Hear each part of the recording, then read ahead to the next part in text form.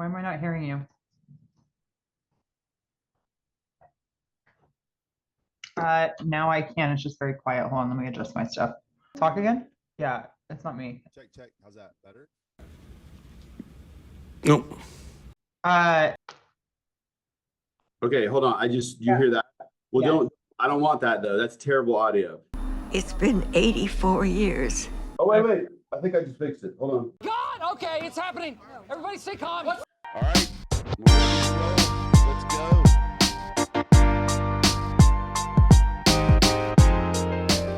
How are you, Ashley? I'm good. How have you been? Good. I haven't seen you in a little bit. I know. I've been in hiding. Well, I've been in hiding from mortgage conferences, not real estate conferences.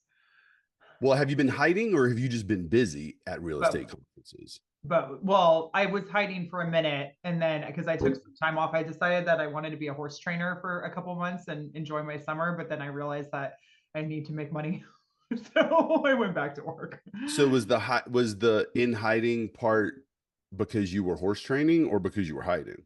No, I was literally training horses. I had a 6-year-old that I've been working with for a couple months now, and I just needed some time. Well, so for those that don't know you, I mean, the horse training thing, I mean, this is no joke. Like I know you well enough to know, what that means to you and how competitive you are. And how's Cash, by the way? He's great. He is being currently leased out now after we won the national championship last year. We decided to congrats. end our career on a high note and let him do amazing things for a child. So there's a super, super sweet 13-year-old girl that goes to my stepson's school, and she just started leasing him. So she just did her first horse show, and she's going to do her second one in about 2 weeks. So I'm going to go watch her, and she's doing so great with him. And he's like, this is amazing. Like, this little girl, I just pack her around and don't have to jump big jumps, and this is great. So everybody's life is good. That's awesome. Well, I miss your Cash videos, but we'll have to. I still see him every day. I rode him today, actually. Yeah. When you texted me this morning, I was on a horse. There you go. That isn't a one-word response. I responded, but it was good. That's all I needed.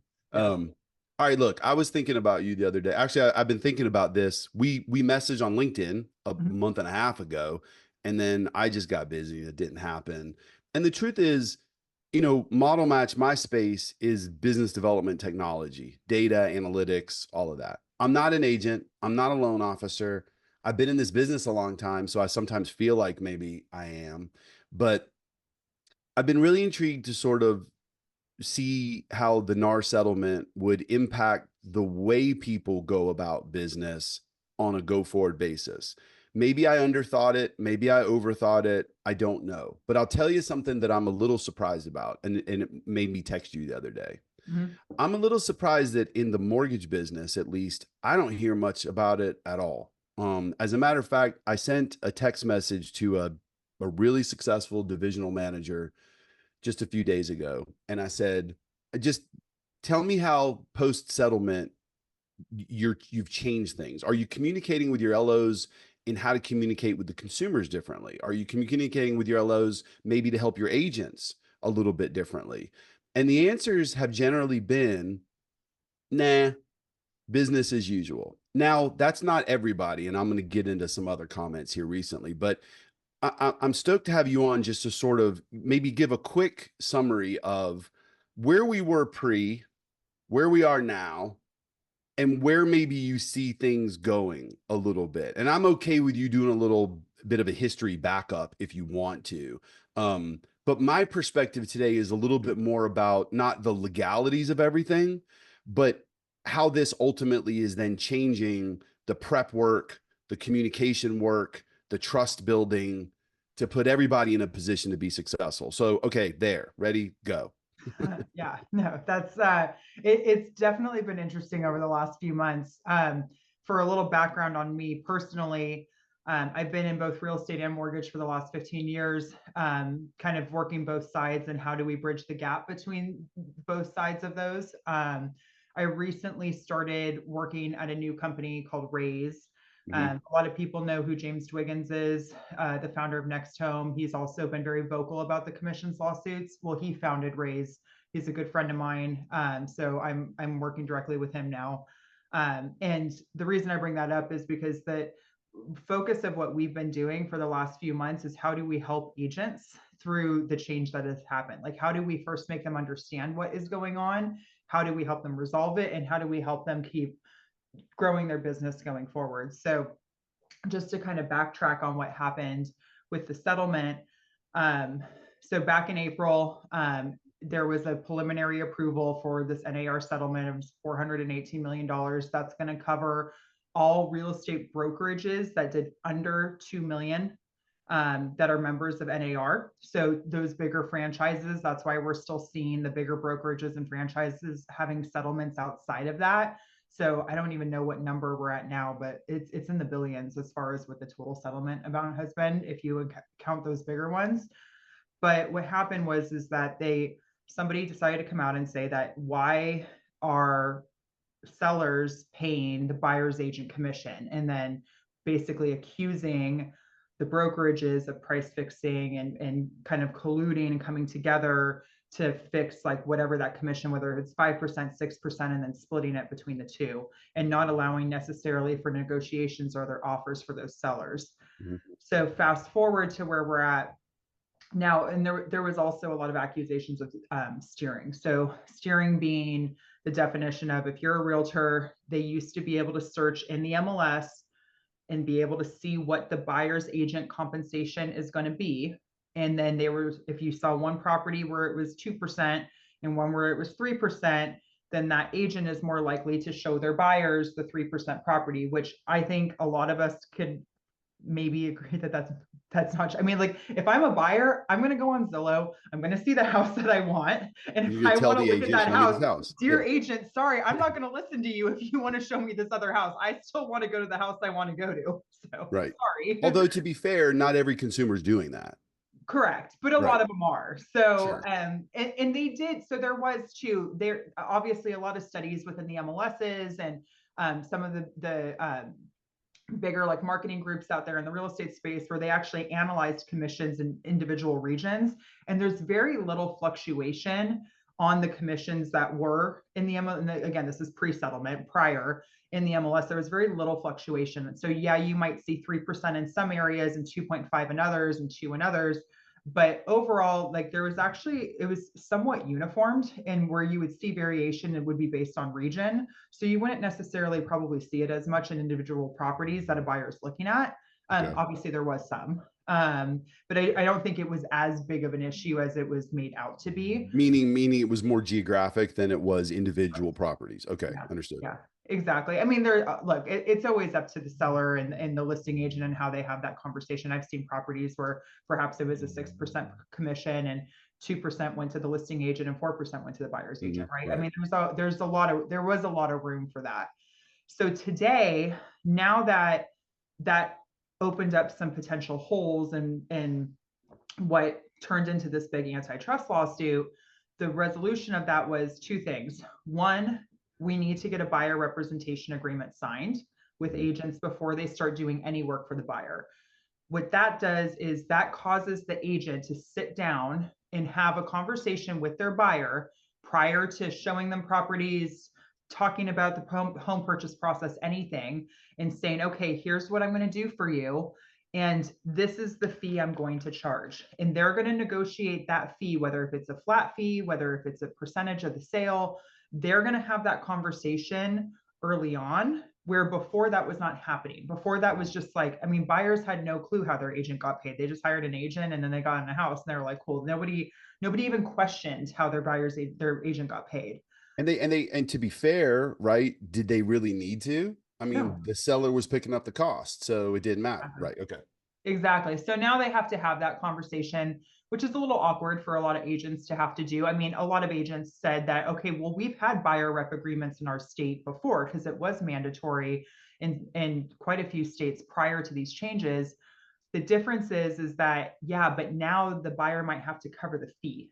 Right. And you're negotiating the fee. That still is changing. So before it was more about you're not allowed to work with another agent. Now it's like, well, there's compensation tied to it. Right. Now I see the dollars. Yeah. There's a number associated to it. I know in North Carolina, like we always had buyer's agreements, but the buyer's agreement was nothing more than you know, if you sell me this house, I guess you're entitled to a commission off of it, but I don't really care what it is because I'm not paying for it.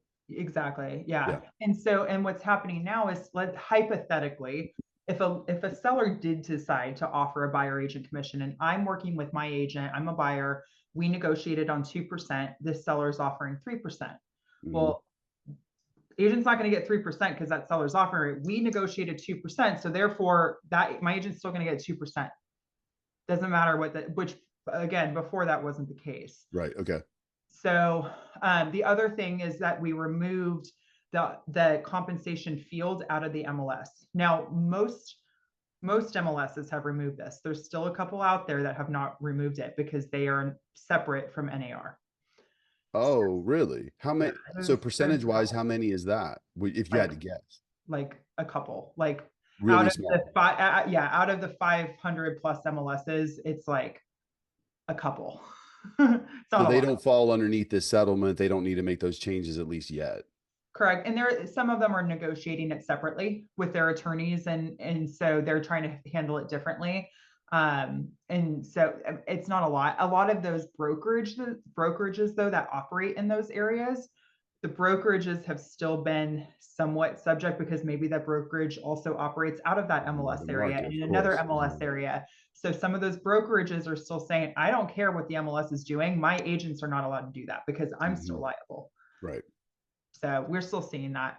But now, so we don't have that field in the MLS anymore, and you are not allowed to advertise any offers of compensation in the MLS whatsoever. And there's been a lot of things coming out about fines. Like I actually just got off the phone with somebody that is at one of the largest MLSs in the country. And she was telling me, I asked her, I was like, how many fines have you sent out since this happened on August 17th? And she's like, surprisingly none, because her fine is $2,500. And so if an agent has any way, whether if it's in the comments section, if they do some weird thing where some of people have seen this meme where somebody puts 3% into the lawn and then they put it in the listing photo, No like you're not way. allowed to do that. It is illegal. Well, I mean, illegal is a big word, but it's not allowed. And the reason why these MLSs are being so hard on fines is everybody literally just got sued for billions of dollars. Like, we've been talking about this for months. Like, just don't do it. It's a bad idea.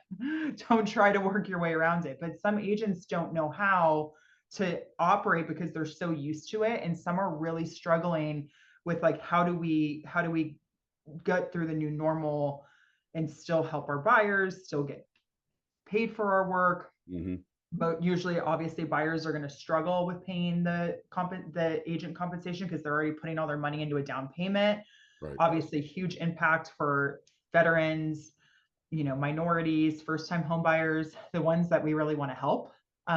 So it's, I mean, there were some attorneys that went after this, and I don't think it's a horrible thing from the standpoint of we are giving more visibility to the consumer. There are some things in the real estate industry that could be cleaned up.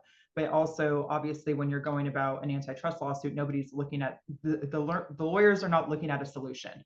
The industry has to figure out a solution now. So it's kind of where we are. Do you think ultimately this, I mean, the intent was to create transparency and quote fairness for the consumer.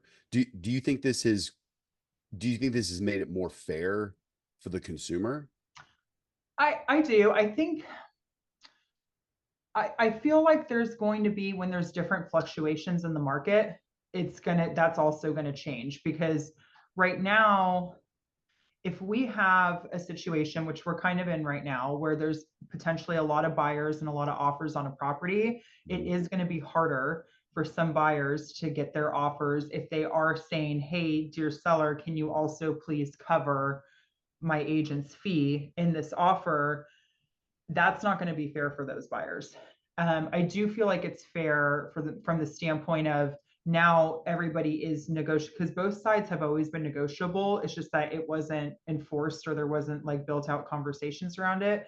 Now I do think it's fair for the buy side and the sell side to be rightly articulating, to say, okay, here's what I'm going to do as a buyer's agent, here's what I'm going to do as a listing agent, and then let's talk about offer strategies and how on both sides that we can get this to work out where the buyer can actually get into the home in case if they're putting all that money in the down payment, which there is a lot of strategies around that. And I think the best way I've seen it phrased is James Wiggins, when he's talked about it, and he did a podcast several months ago with Ed Zorn, who's the general counsel for CRMLS, they kind of role played. And really what a listing agent should be doing when they have a buyer that says, hey, I heard I don't have to do this, or they even have to have the conversation with their buyer to say, okay, we're not going to offer buyer agent compensation, but we should entertain any and all offers. So, and then that listing agent should go back to any of the buyer's agents that come in and look at the property. And if that buyer agent says, is there compensation, put it in the offer. And then they can go back to that seller and just look at the net.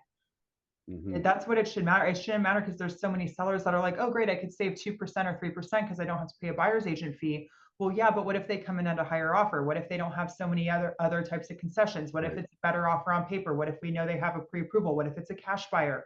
You know, there's so many other things. So what we need to do is look at all of the offers. We should entertain any and all offers. Dear seller, I'm going to present you a net sheet. Dear buyer's agent, put it in the offer, and then we'll make a decision. And it's going to be up to the buyer's agents to improve their negotiation skills to where they can learn how to get some of that put into the offers, because that's really the only way that their buyers are going to get, quote unquote, potentially financing for that, is if it comes out that way. So I'm a buyer and I engage a buyer's agent in the example you just gave. Within that agreement that I now have to execute before they can even show me the home, right? Okay. Within that agreement, is the language just simply that I'm going to be accountable for the commission, or because what you just said was, in that scenario, I don't really know what it is necessarily until we do the full pro forma and see what the net is, right? So is there hard language within that agreement that already sets that number, or no, there isn't? So all of the agreements are going to be different. Everybody's doing their own version of agreements right now. MLSs have some, brokerages have some. The biggest thing that it has been the hot topic is making sure these forms actually make sense to a consumer and not like that long legal language that nobody understands and just signs. It needs to be clear and transparent. And I know the Consumer Federation of America has been very, very vocal on this. But regardless, so the buyer is going to agree on the compensation for the agent, and they are going to sign off. And how that compensation gets covered, the buyer might be liable for it. They might be liable for a portion of it. If they get a portion of it covered in the offer, they might be able to get it covered in the offer. They don't know. And so regardless, the buyer is still taking that risk to say, okay, you know, I'm going to pay you whatever it comes out to, 3%, 2% or $10,000 or whatever number they decide on.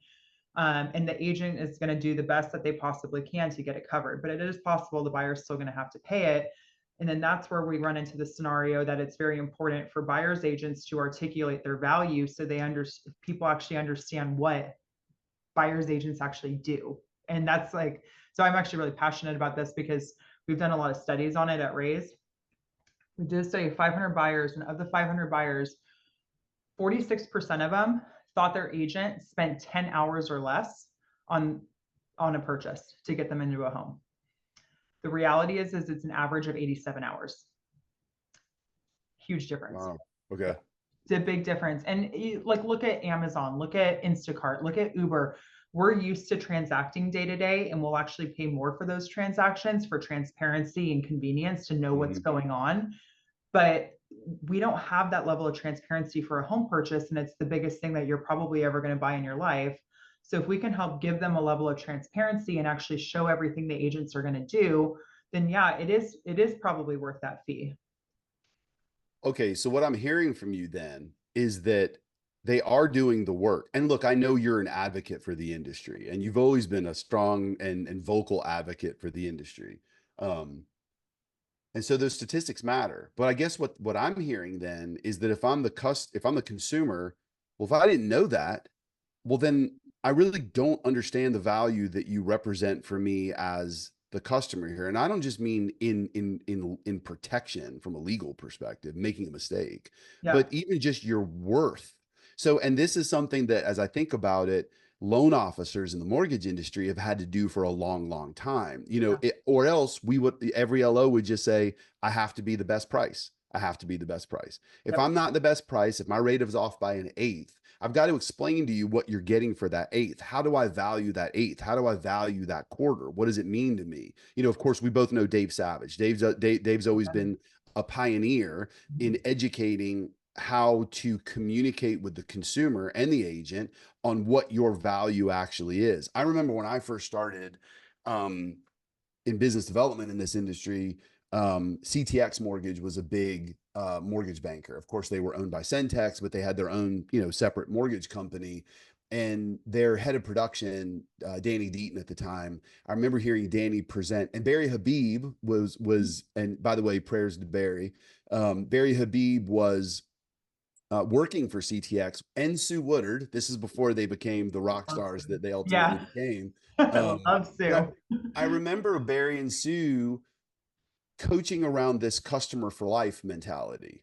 Yep. And if you educate them appropriately, that one unit is now going to lead to many more units. You've educated, you've built trust. They understand your value. It sounds to me like part of what you're saying is that's something that the real estate community needs to catch up on, maybe a little bit. 100%. I talked to my mom. My mom sent me a text. I posted this on LinkedIn, so you might have seen it. But my mom sent me a text a couple weeks ago, and she said, what does these new real estate rules mean for me as a seller? And I'm like, oh God, right when mom texts you, then that the industry knows about it, or like that outside of the industry knows about it. So I'm like, oh gosh, I'll give you a call. This is not a text message conversation. And so we talked through it and what it means for her. But then we started talking about like what happened with her when she moved. She moved from San Francisco. She lived in San Francisco proper and moved down to Atascadero. So like San Luis Obispo area, two completely different areas, countryside versus city. She didn't know anything about the area. She found her agent on Zillow. Her agent's name was Jake. He's with Remax. And so Jake was super helpful with helping her understand the neighborhoods, the different local cities, helped her find a home, was very communicative with her, going back and forth when she was in the city. But even more importantly, when she got through the transaction and after they closed, he stayed in touch with her. She had some space that she could build out as an ADU, and he actually came and helped and consulted her a couple years after her purchase on how to build that out as an ADU, and she's still working on that project.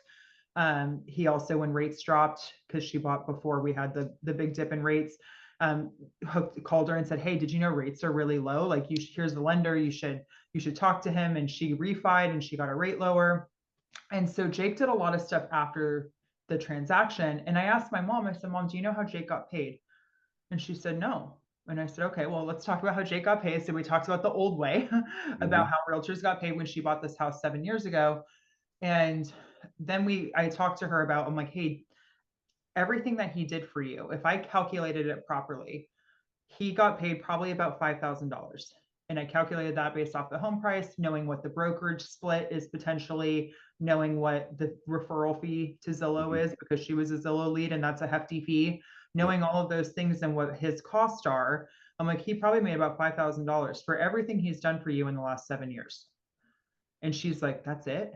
And I'm like, yeah. And I'm like, I'm just curious, Mom, if you were in a situation today where you were buying a home and you knew that he was going to do all of this for you, and he was able to articulate that up front, and you came across a property you loved and the seller wasn't going to offer anything towards this compensation, would you have figured out how to pay that fee? And she said, yes. And I said, okay, would you have paid more? And she said, yes. Yeah, that's a great validating story. I mean, that's a great explanation. What are you, okay, let's pause for a second. So this is where we are now. Do you envision tweaks, changes, adjustments? Like, what do you see over the next year or two? And maybe part of that is also that I'm going to guess that there will be, technology platforms that enter the space that start to bridge the gap on some of these processes and maybe even some of this, communication. Yeah. Well, yeah, I mean, we're one of those technology products because we've been in development for about 2 years. And again, obviously coming from somebody that's been following this in the industry as a franchise owner himself. So there's been a lot of conversations, one about commission splits going down or overall commissions going down, which has already happened. The commissions are substantially lower than they were in January. There's obviously pressure for agents to feel like because they're having trouble articulating that value, they're getting that pressure to maybe have to talk about lower fees. I think that's going to continue to happen. We've also seen this rise of some people are trying to pull this whole dual agency thing where you have the listing agent that's also trying to represent the buyers. That is illegal in some states. I highly suspect that is going to become illegal in more states because as a realtor, and you actually sign off on this, it is your fiduciary responsibility to correctly represent your buyer, your seller, whoever you're working with. And there is absolutely no way that somebody could provide that fiduciary responsibility to both sides. That's why an attorney doesn't represent two sides of a case. Are you like, are we surprised that that's still even allowed? I am.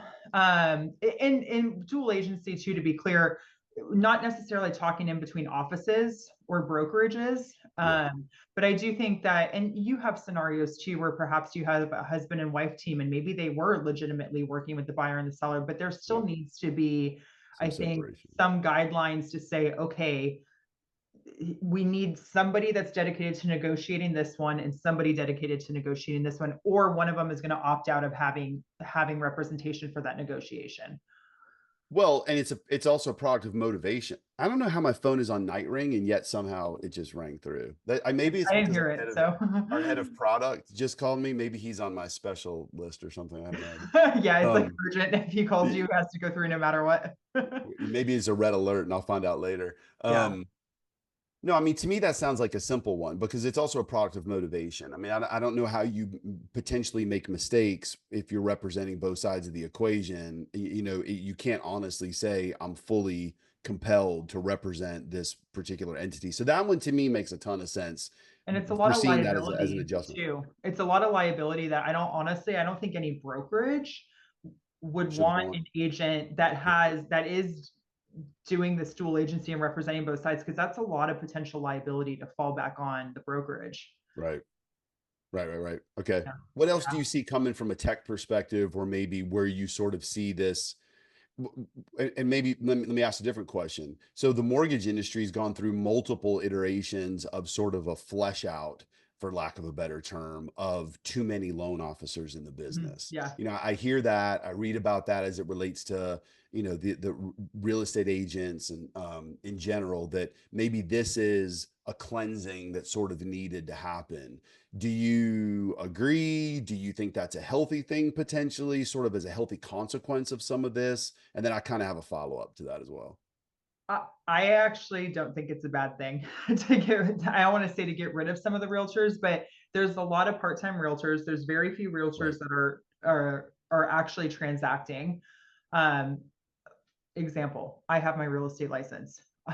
Nobody knows me as a realtor. Everybody knows me on being on the tech side because that's all I've been known to do. And I always made the joke that, well, my in-laws have a beautiful house in Newport Coast, and if they ever want to sell their house, you bet your ass I'm going to become a realtor one day.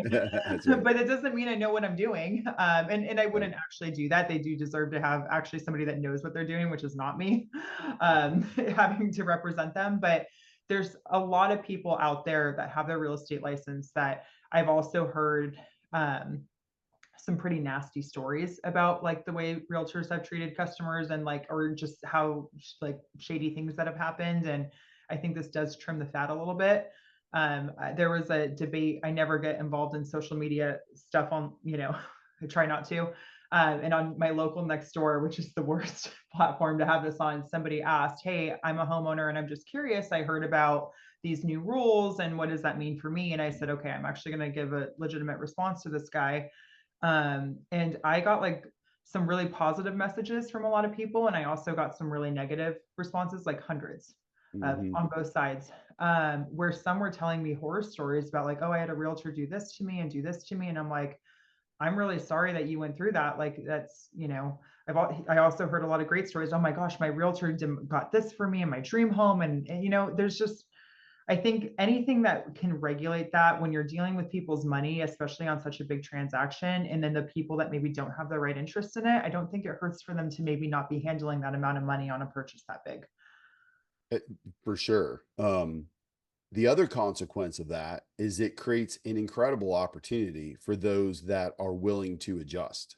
And I'm sure that's something that gets you excited when you see people, agents that are willing to adjust or to get excited about, this opens up a market share opportunity that honestly could be a once in a career market share opportunity. Because we haven't seen anything like this in real estate, right? Not since I'm 20 years, I guess, in Big what I deal. do, and I haven't seen it. Now, the mortgage industry has gone through this multiple times. You don't just go through it with a Dodd-Frank as an example. You actually go through it with market conditions, and real estate agents certainly as well. But you get a huge percentage of loan officers that flood the market when the rates are going down, Yep. then the rates start going out, and then Money. they used to go sell pharmaceuticals or whatever they're going to go sell next. But Yep. they would get out of the business. And when that Pharmaceuticals, that's what we happened, call it. the what? Pharmaceuticals, is that what we call it? Well, I used to say they just go, well, yeah, pharmaceuticals. That's right. Whoops. Yeah, I should start thinking about that a little bit differently than the way I used to think about it. That's a good one. But it does, right? It increase because the total addressable market of opportunities hasn't decreased dramatically in this case. It's not like all of a sudden 50% of the listings just left the market. It's not like the supply just decreased by 80%, but the number of agents might be decreasing. Do you have some statistics or anecdotal evidence of how many you think will leave the industry because of this? I don't. There's been up and down numbers because like NAR has reported on their memberships, and there was a decrease earlier in the year, but then there was an increase because a lot of them I think wanted to become members because of the settlement. Because technically, first of all, the settlement is not approved yet. Everybody thinks that August 17th we're done. No. August 17th was the day that we had to put the changes in place. But this has only gone through a preliminary approval. So November 26th, happy Thanksgiving, everybody, is actually when we're going to get know the final verdict of, okay, was the settlement approved? So they've actually seen an increase in memberships. And keep in mind, not everybody has to be a member of NAR to be a real estate agent. So some MLSs require you to be an NAR member, but you don't necessarily have to be an NAR member. Okay. So the count on total real estate agents is always a little wishy-washy. It's always around the 1.5 million, but NAR, like I said, saw a decrease in membership, but then they saw an increase because a lot of people want to make sure they're covered in the settlement when it does go into place. So it's kind of hard to get an exact number. It's honestly, it's hard to say. I think what will be interesting and that we'll start to see over time is how many are actually transacting, because that's what I was going to say. Yeah, I think we'll see. And I do, to your point earlier, I think there's a huge opportunity because it is going to be much harder for buyer's agents to actually win that buyer. Listing agents have always been that one that, everybody aspires to be a listing agent. It's a lot easier to be, I want to say easier to be a listing agent, but you're a little bit more secure because you're getting a listing agreement in that property. And so you see more advanced agents doing that, where you see more mid to entry level agents working buyers.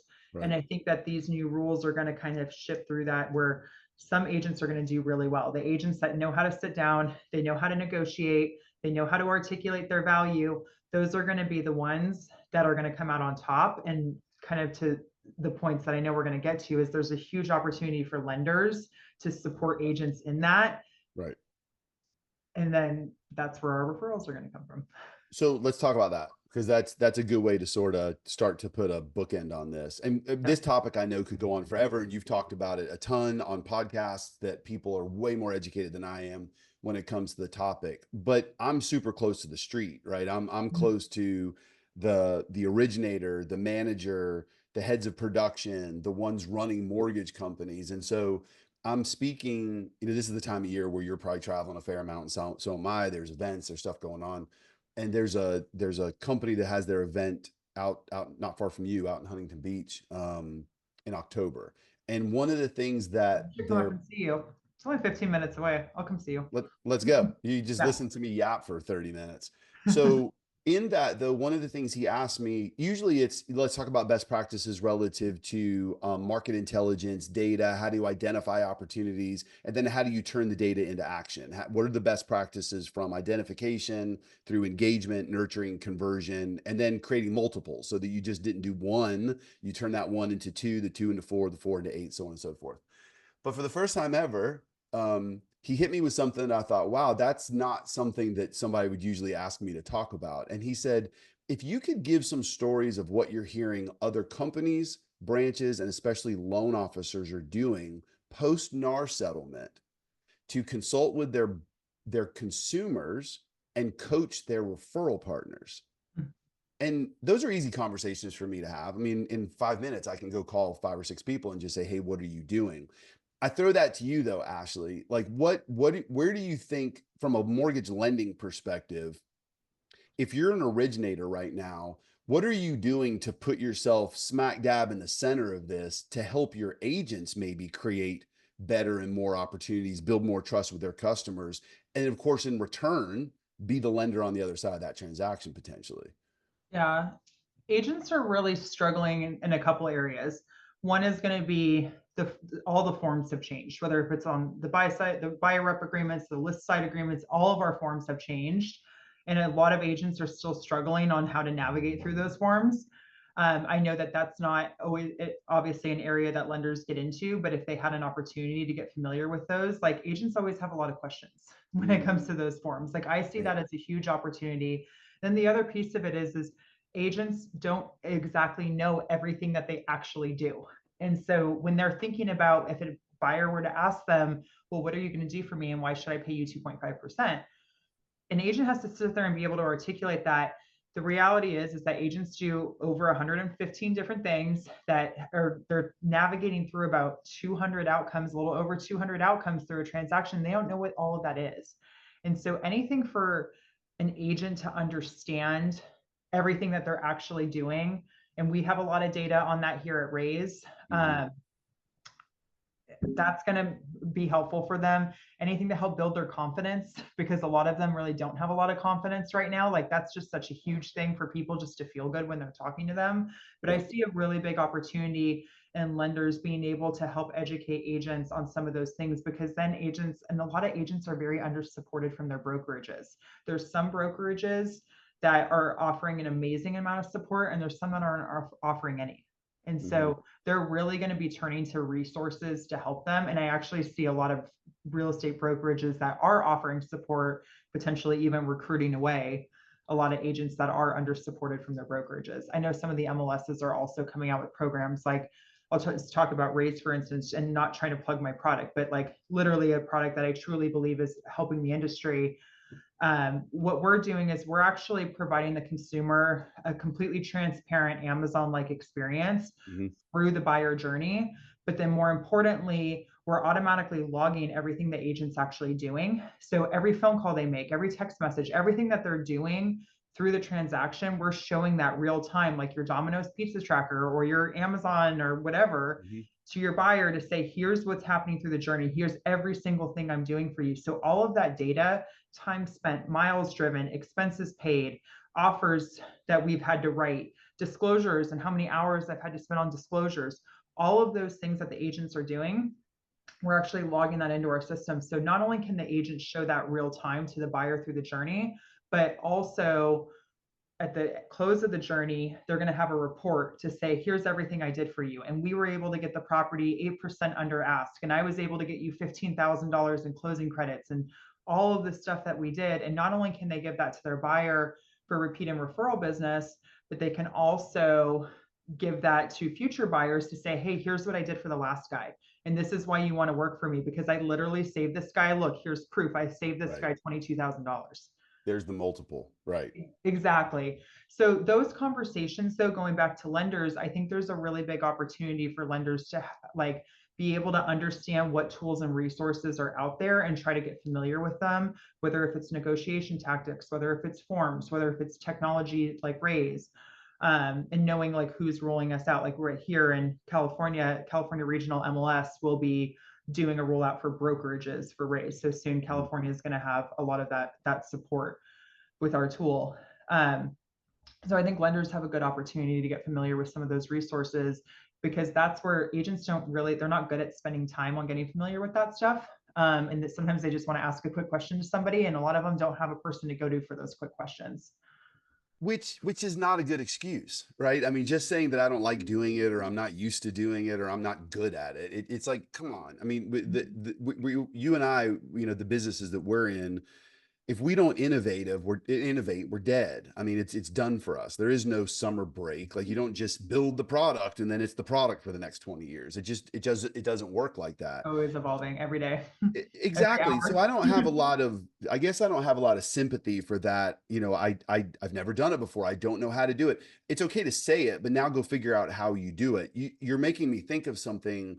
I've never been a loan officer, but right now, if I was, maybe an opportunity would also be, there's even more value to a desk rental now than maybe there ever was before. If I could go Yeah. in as that person that's paying for this desk rental, or has some shared services agreement with the real estate brokerage there in that market, maybe part of what my job is, I'm going to keep your agents trained and up to speed on how to present, on how to show the customers how you're creating value for you on the buy side. One question I also wanted to maybe ask was, with Rayse and maybe other platforms as well, but with what you're experiencing right now, you were talking about this sort of almost like post pro forma that you can provide to your consumer that can then be leveraged as referrals as well. Can that be built on the front end? Can you do that with estimates to sort of show in your front end presentation, here's how I'm going to create value for you, and actually associate numbers to it? Yeah, so buyer presentations are a thing that a lot of tech companies have been building, just like a lot of tech companies on the real estate side have listing presentations in their product features. So a lot of them have been building that.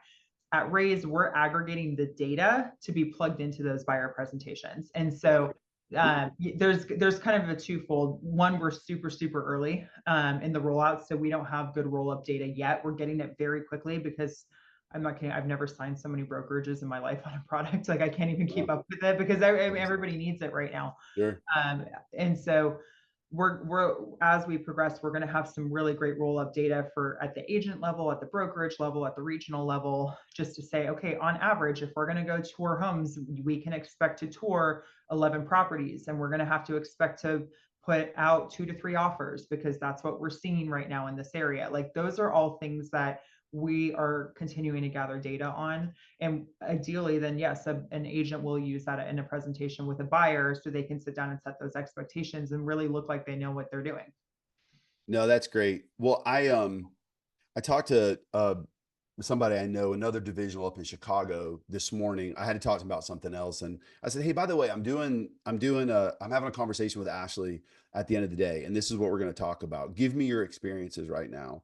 And he's a Chicago guy, so he's full of emotion and full of opinion, and he's also a brilliant mortgage banker.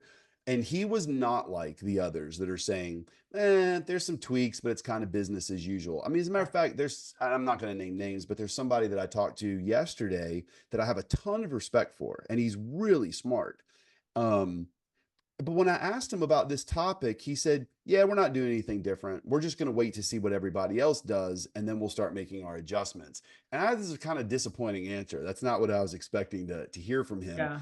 But the Chicago guy went on a tirade, and then he ended it with a quote that I thought was great. And I'm going to screw up the quote, but I'm going to get it close. It was something along the lines of, now that the customer understands the cost, you have no choice but to prove your value. Yeah, exactly. And I really felt like that basically summarizes all of it. And the mortgage industry may be in a very unique position to help coach those agents on something that they've had to do for a long time. 100%. And there's a really good friend of mine is at Cross Country Mortgage down here in Orange County, Kimberly Mazzo and her husband JJ Mazzo. They've been doing seminars for agents for months now, and getting a lot of agents in a room and talking to them to say, hey, this is what's happening, and here's some things to help you change it. I do, like, speaking from experience, like I've been selling this product that is in the space and working with brokerages that are going through these changes and talking to their agents. people are they're so desperate right now. And desperate's a very extreme word, but it's a lot of change. And there's huge impact, not just for the agents, but for the brokerages too, because the brokerages, they make their money off of those commission splits as well. They're not getting, some of them have flat fees, but everybody's going to be hurting here. And so they're all stressed, and anything that's going to help them show that value so they could continue to have those fees, to charge those fees, which we do think are deserved. If you look at an average home purchase transaction, and like I said earlier, 87 hours, that's a lot of work. When you actually do the division in that and think about, okay, well, then Zillow referral was this, and then they're independent contractors, so then there was taxes, and then there was the brokerage split, they actually don't make anywhere near as much money as people think they actually make. Yeah. And I think that's, you break it down by hour and the amount of time that's actually spent. It's actually, I mean, you know, and sometimes maybe it's a lot more too, but that just shows the efficiency of certain agents. But there's a lot of, I thought this was, you know, the guy that triggered the lawsuit, did you hear about this? Opened up his own company. Yeah. Yeah. So, and they're charging like flat rate fees for showings and contract negotiations. And I think it's going to work for some people. I understand what they're trying to do, and they're trying to, you know, have an alternative way. And obviously some regions it's going to work better than other regions. But like I was saying, there's over 115 different things that they do over the course of an average of 87 hours and 56 days. And there's over 200 outcomes that agents are having to navigate through. And I don't see how anybody can successfully land into every property that's out there on the market without doing that level of legwork. It's the same reason why like some lenders are getting licensed, like dual licensed, and trying to, and I'm like, again, like when you have a big company, you have dedicated people to product and sales and to all of these different areas because you want efficiency. And when you look at all the stuff the realtor does and all the stuff the loan officer does, that's a lot to have to merge the two together, and to have to do that at scale efficiently. I don't know if that's actually going to help. Which is one reason why I don't think we've seen it take off the way that maybe we thought it might when it was first announced, when it first became a big thing, the dual piece.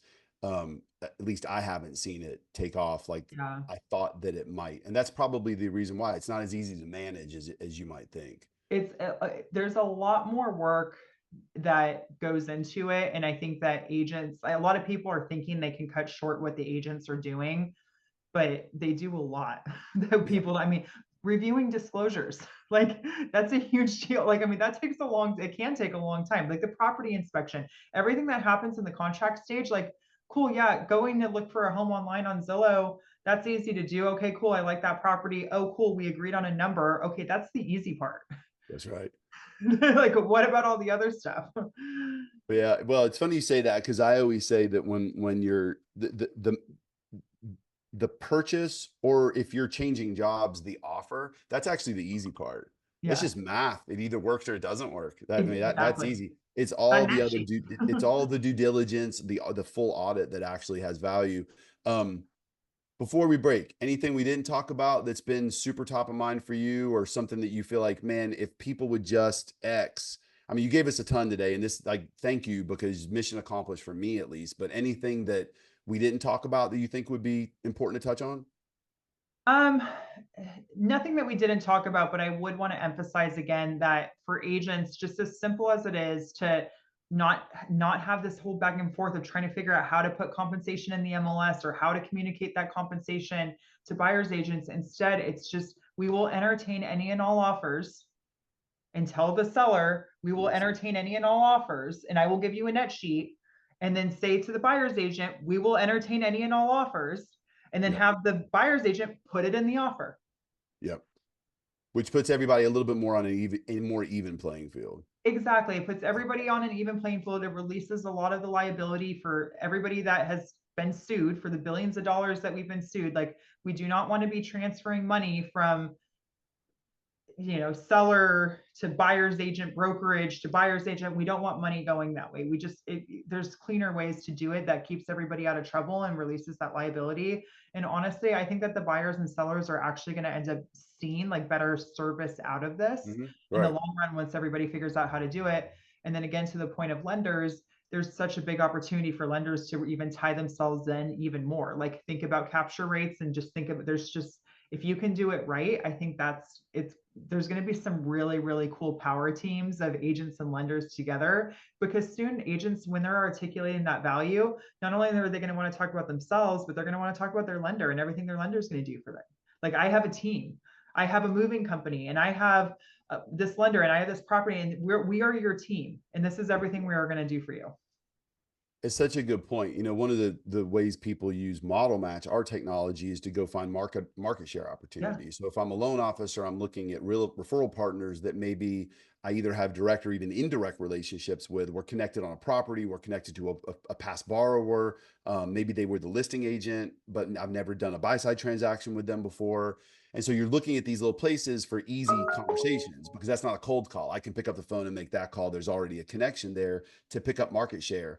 Well, that stickiness could get bigger than it's ever been before. It might be harder to win away that market share if the loan officer that you're competing with is creating the value that you just described. So that's a great takeaway. Ashley, don't hang up yet. I'm going to kill the recording, but don't go anywhere so we can catch up for a few minutes after. But thanks for this. Was totally last minute for you. Thank you for saying yes. I'm going to cut these clips up, and I have no doubt a lot of those people that have been asking me about it are going to get some value from this. So thanks for everything you do. Yeah, thanks for having me. It's always good talking to you. No sweat. We'll talk soon.